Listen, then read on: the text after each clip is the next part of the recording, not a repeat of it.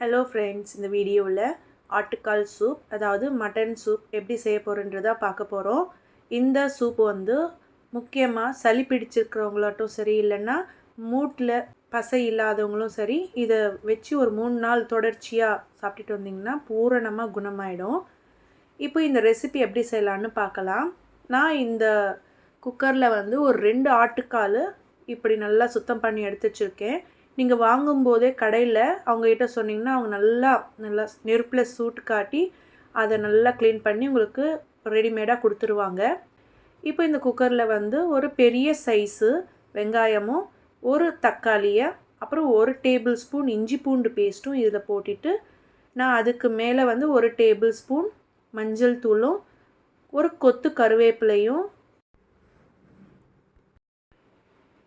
ஒரு கைப்பிடி அளவு கொத்தமல்லியை ஆட் பண்ணிவிட்டு, உப்பு தேவையான அளவு ஆட் பண்ணிவிட்டு, நல்லா ஒரு பெரிய சைஸு 3 டம்ளர் அளவு தண்ணியை இதில் ஆட் பண்ணிவிட்டு, இப்போது நான் மசாலாவை ப்ரிப்பேர் பண்ணிக்கிறேன் பாருங்கள். 1 டேபிள் ஸ்பூன் சீரகமும் 1/2 டேபிள் ஸ்பூன் வந்து பெப்பரும் ஒரு 4 பல் பூண்டையும் நல்லா இடித்து அந்த மசாலாவையும் நான் இதில் போட்டு ஆட் பண்ணிக்கிறேன்.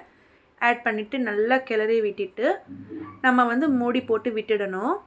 உங்களுக்கு தேவைப்பட்டால் இன்னும் தண்ணியை கூட நீங்கள் ஆட் பண்ணிக்கலாம். அதாவது மட்டன் சூப்பு உங்களுக்கு எவ்வளவு வேணுமோ அந்த அளவுக்கு நீங்கள் தண்ணியை ஆட் பண்ணி வச்சுக்கிட்டிங்கன்னா சூப்பு நல்லா கிடைக்கும்.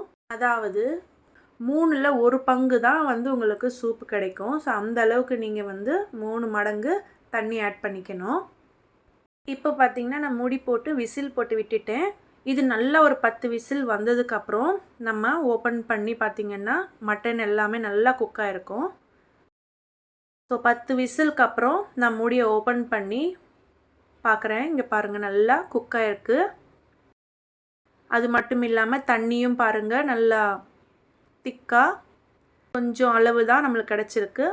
இப்போது இந்த சூப்பை வந்து நான் அப்படியே ஒரு பவுலில் ஆட் பண்ணிக்கிறேன். ஸோ இதை வந்து நீங்கள் சூடாக இருக்கும்போது லைட்டாக கொத்தமல்லியை நறுக்கி அதில் ஆட் பண்ணிவிட்டு, இதுக்கு மேலே பெப்பரையும் நீங்கள் ஆட் பண்ணிவிட்டு சுடாக குடிச்சிட்டு வந்தீங்கன்னா உங்களுக்கு சளி ஏதாவது இருந்தாலும் ஒரு 3 நாள் தொடர்ச்சி சாப்பிட்டுட்டு வந்தீங்கன்னா இது பூரணமாக குணமாயிடும். அது மட்டும் இல்லாமல் மூட்டு வலி உள்ளவங்களும் சரி இதை நல்லா தொடர்ச்சியாக சாப்பிட்டு வந்தாலும் நல்லா உங்களுக்கு அந்த ஜாயிண்ட்டில் வந்து பசை நல்லா சேரும். ஸோ என்னோடய வீடியோ உங்களுக்கு ரொம்ப பிடிச்சிருந்தால் மறக்காமல் லைக் பண்ணுங்கள், ஷேர் பண்ணுங்கள், சப்ஸ்கிரைப் பண்ணுங்கள். அண்ட் தேங்க்ஸ் ஃபார் வாட்சிங். Take care. பாய்.